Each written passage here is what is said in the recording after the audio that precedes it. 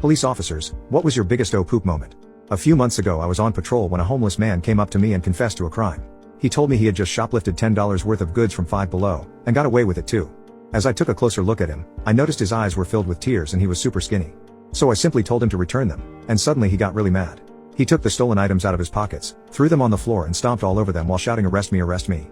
But after I followed the usual crisis intervention procedure, he immediately calmed down and apologized, before walking into the dollar store. We locked eyes as he grabbed 4 items, walked out, and threw them into the open road. Well, now I was forced to detain him. But when we arrived at the station I noticed something strange. Usually, people like this have a record of petty crime longer than the Cheesecake Factory menu. But he was completely clean. So I told him that since this was his first offense, I would let him away with a warning. But instead of thanking me, he burst into tears and started begging me to lock him up.